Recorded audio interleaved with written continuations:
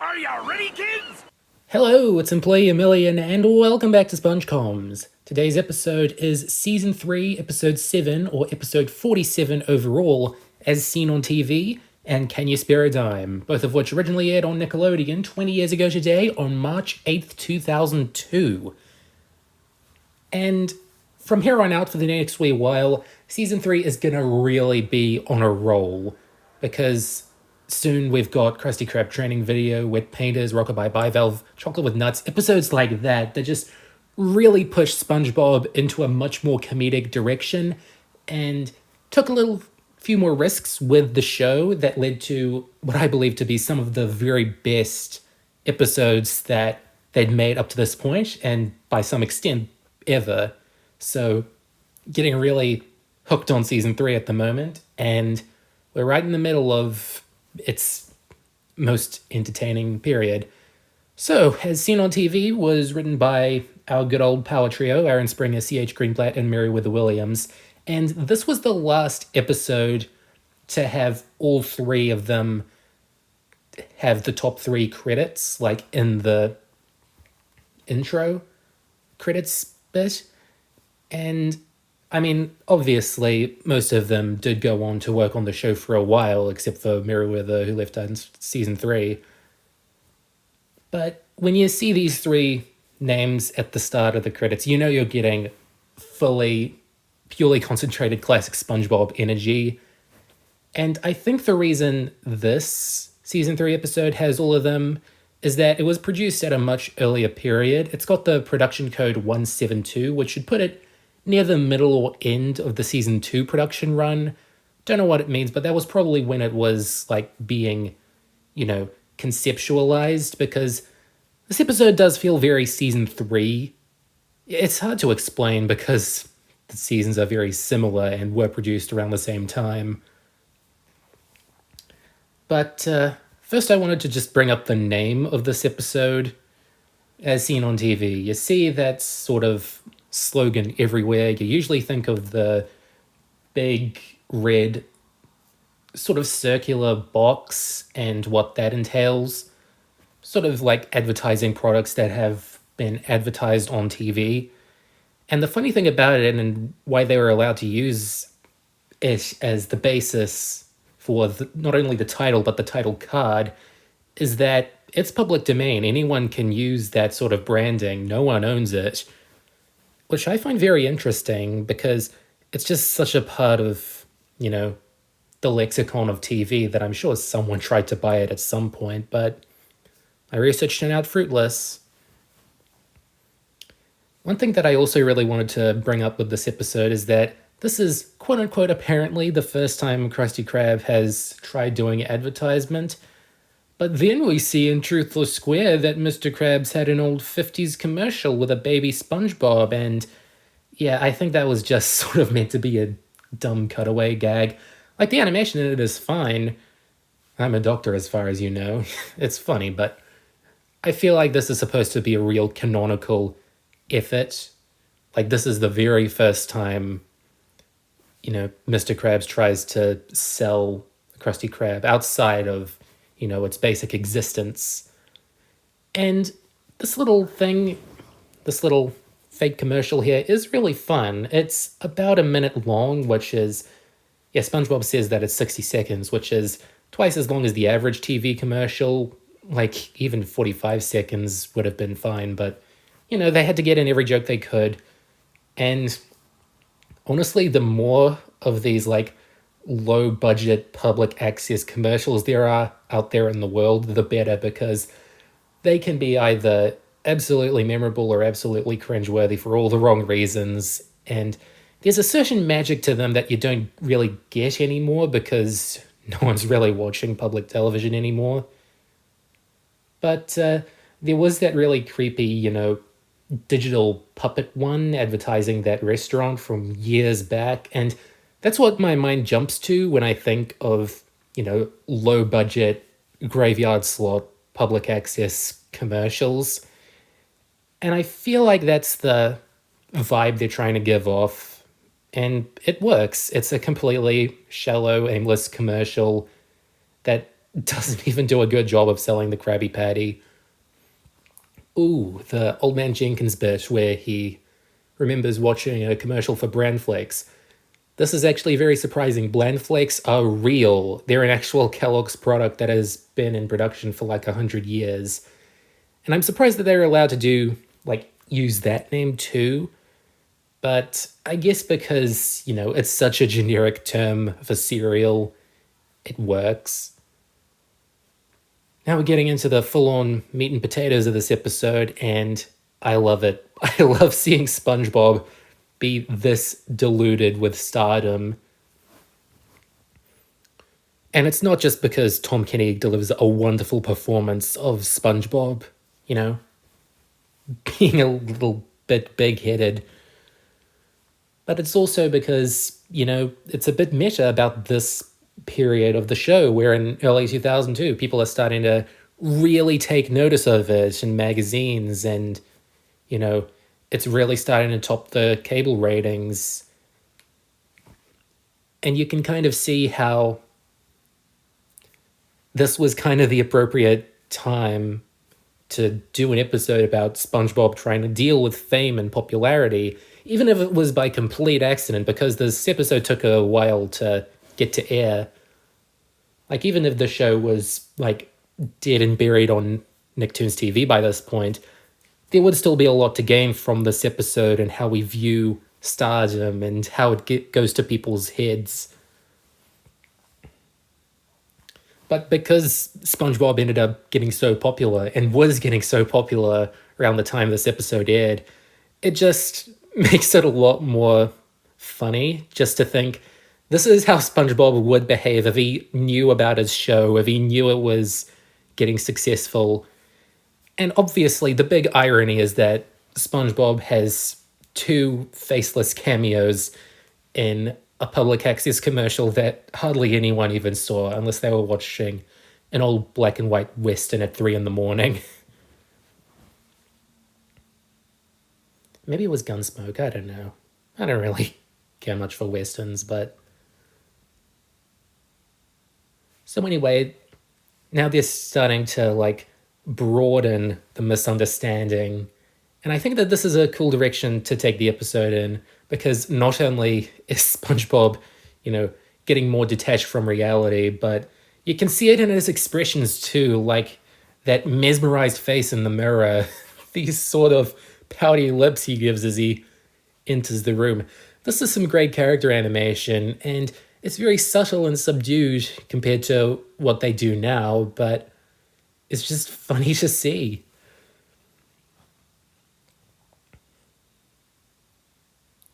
And obviously, all the stuff about SpongeBob, really wanting to break into the music industry does have a massive payoff in the good old striped sweater song, "It's Time to Wear It" is all the time. And the funny thing about that song is that it's not really, the best song in the world. It's just a really weird little 90s ballad that SpongeBob's high squeaky voice is sneaking its way into. But the thing about it is that it is absolutely pandering. SpongeBob doesn't know how to entertain this guy. He just knows he has a striped sweater. That's all he knows about him. That's gonna appeal to him. And guess what? It doesn't. And there's just a lot of great snappy humor in this episode like that. Like the clown that Mr. Krabs asked to stay, even though it never appears again. But probably the most infamous joke in this episode isn't even, in the episode. It's when SpongeBob's nose pops out of the ground and Mr. Krabs supposedly says, "Please tell me that is your nose."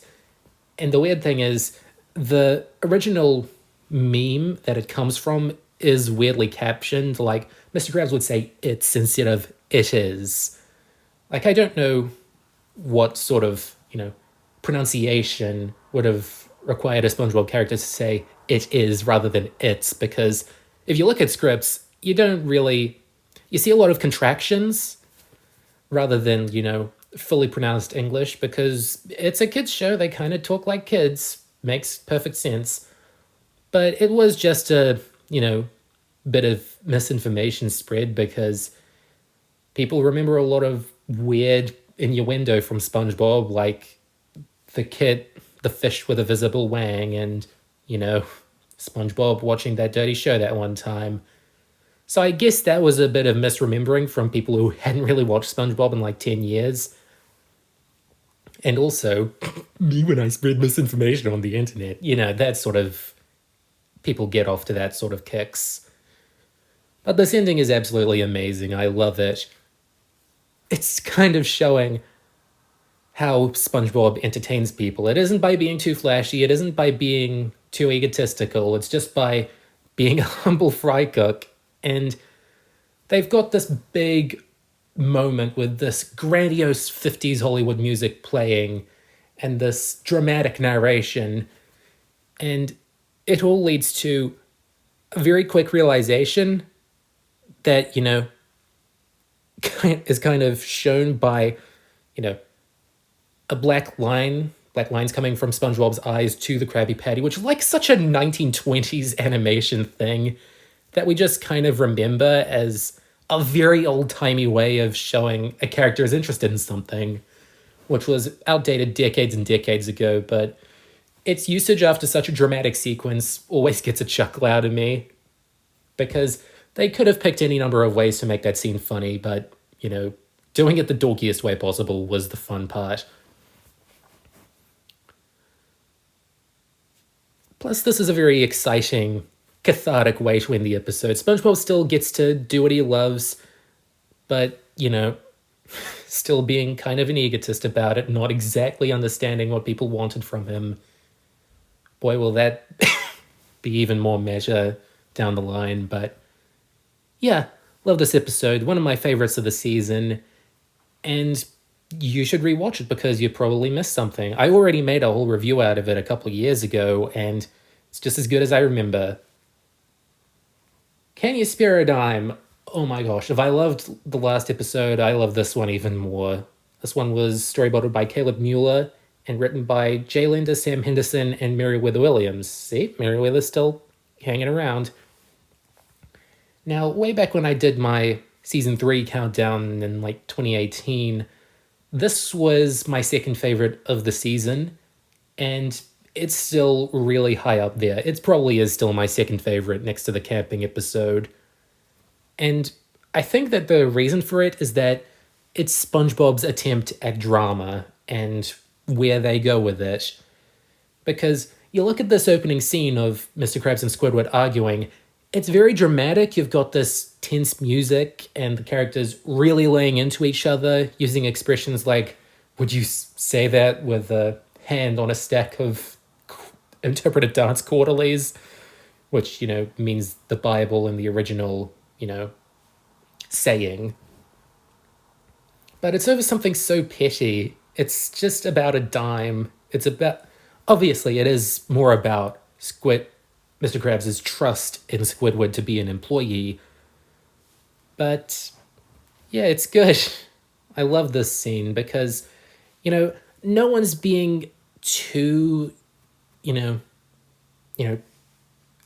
egregiously out of character. It's just a good old-fashioned argument between SpongeBob characters, and they're really hamming it up.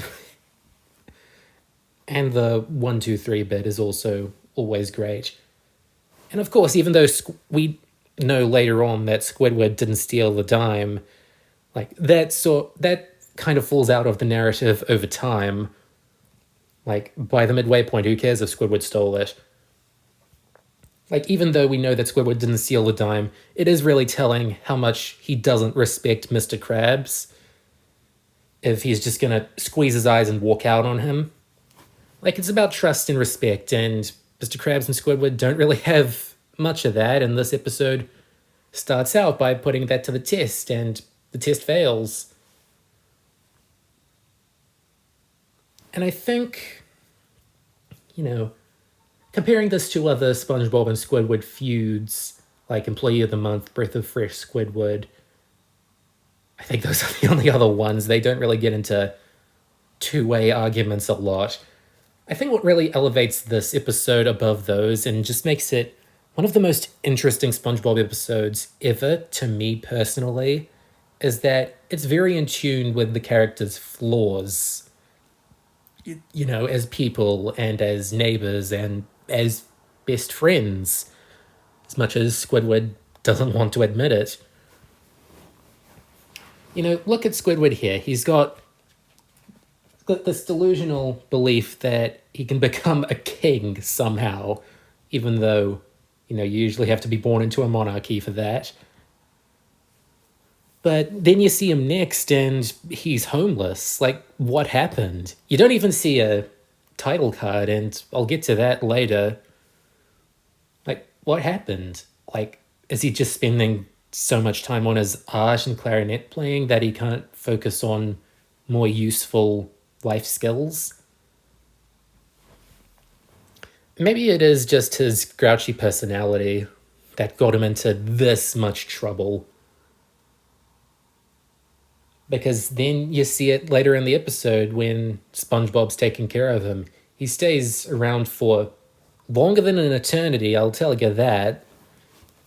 But, he's just getting more grouchy and spoiled, and it's fun to see because we know he's inherently a bit grouchy and a bit, doesn't know how good he has it sometimes. But then, you push it to the limit and you just get the weirdest reactions out of SpongeBob. And yeah, this is an amazing episode to watch if you're a stan of SpongeBob, because you see him get absolutely broken over the course of a few time cards. And obviously, the first half of this episode does an impeccable job of showing SpongeBob's optimism, his innocence, his naivete to Squidward's, problems with the world. And it isn't really about, SpongeBob learning a lesson. It's about him getting caught up in this argument and trying to, figure out the, easiest way to resolve the conflict. And it definitely doesn't involve, babying Squidward for possibly eternity. And here's the thing, I really gotta bring this up. I think this is the first time they ever, made fun, parodied their own time cards. They were already becoming more common in season 2 and 3, but for this stretch around mid-season 3, they started making fun of them every other episode, like putting a new spin on them. And I think that's a great way to, exaggerate the joke. Speaking of exaggerating the jokes, I love how every time we cut to SpongeBob, taking care of Squidward's chrome dome, the methods of, taking care of it just get more extreme. It's a simple thing, and you probably won't even, take it to heart because you're just jamming out to the Beatles-esque music, but it's just a fun little bit that just shows how much SpongeBob's willing to do for him. So yeah, I do really love these time cards coming up, after this very subtle joke again.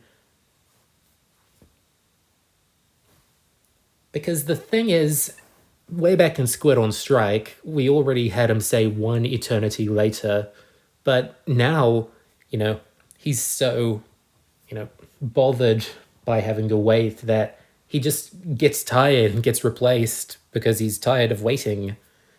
And was SpongeBob taking care of Squidward for longer than eternity?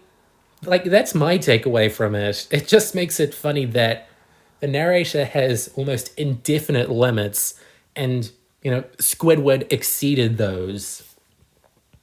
And now you see SpongeBob start to get a little ticked at Squidward being something of a freeloader. But not before this nice little shot of his corridor. You hardly ever get to see SpongeBob's corridor, but that's a nice looking, angle for it, especially in the context of just how moody SpongeBob's bedroom has become, and will, become even moodier as this little scene goes on. SpongeBob is totally fed up. He's tired of being treated like a maid, even having to wear, a maid's dress. I'm sure this was someone's awakening.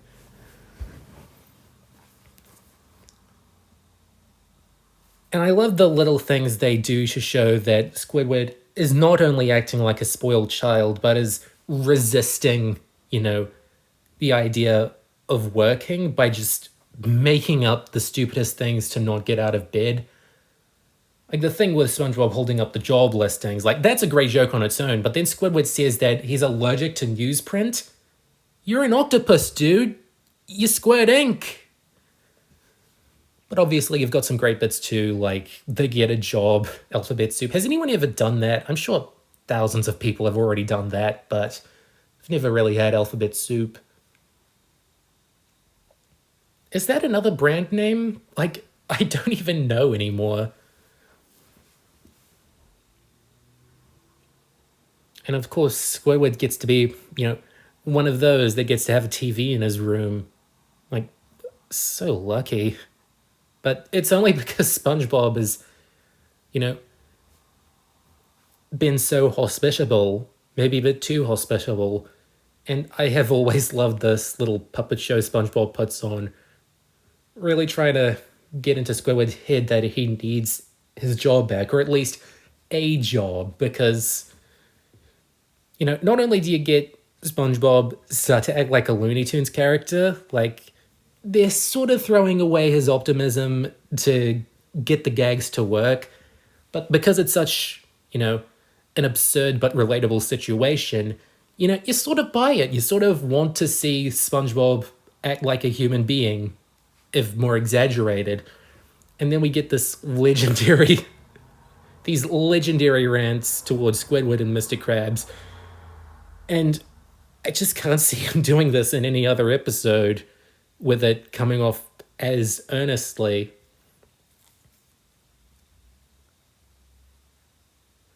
And I also just really love how they resolve the Mr. Krabs stuff, because it's not really about the dime at this point. It's not exactly about, where the Squidward stole the dime.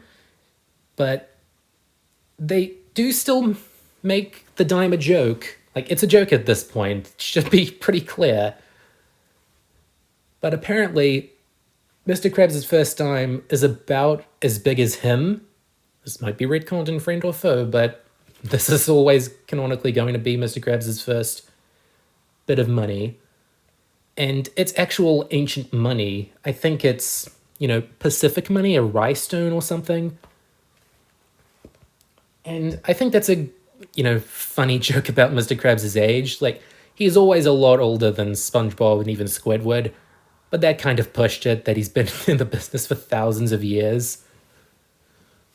But, that and the good old here we go again thing where SpongeBob isn't even angry anymore. He's just nonplussed. He's got a robotic stare, and he knows, I'm gonna have to do this all over again. Such an amazing way to end the episode. I love it. One of my all-time favorites, and I'm very glad I got to commentate over it, even though there weren't that many behind-the-scenes facts about it. But, I'm not complaining. I get to rewatch these episodes and share my love for them with you. And that was As Seen on TV and Can You Spare a Dime? Last week I asked who would win in a fight, Smitty Webb Jaegerman Jensen or Joey Jojo Jr. Shabadoo from The Simpsons, and you overwhelmingly chose Smitty, and, it's obvious. Look at all that courage he has. And my question of the week for you this week is, what is your favorite angry SpongeBob moment? Because I'm sure this got a lot out of some people, this episode. And, angry SpongeBob isn't very common just because of the nature of his character. But there are some pretty good moments, not quite as classic as this, but you never know. I might have misremembered one or two, and I want to see, what you like about it. What's your favorite SpongeBob rage or freak out? Join me next week for SpongeBob trying on different things, trying to be a tough guy and a waiter in No Weenies Allowed and Squilliam Returns. Goodbye for now.